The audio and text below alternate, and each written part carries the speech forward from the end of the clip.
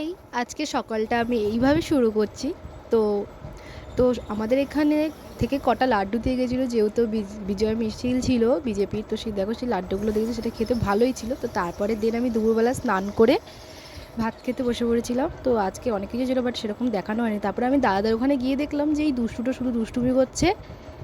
দেখো, এত দুষ্টুমি করে তারপরে দেখলাম যে সব ছড়িয়ে ছিটিয়ে একাকার করে রেখেছে ও আর ওর ভাই মিলে। তারপরে না, আজকে আমাদের এখানে যে মিছিলটা ছিল সেটা তোমাদেরকে আমি দেখাবো।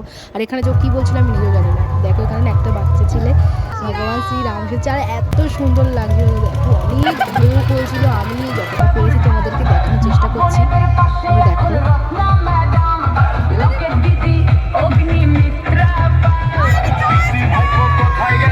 আর এই মোমেন্টে না আমি জাস্ট বলতে গেছিলাম জয়শ্রীরাম, সেখান থেকে আমার একটা আন্টি এসে আমাকে রং মাখিয়ে দেয়। তো তারপরে দেখো আমি আবির টাবির মেখে এই করছি ওখানে বসে বসে। তারপরে আমি সন্ধ্যা একটু আগে বাড়িতে চলে যাচ্ছিলাম।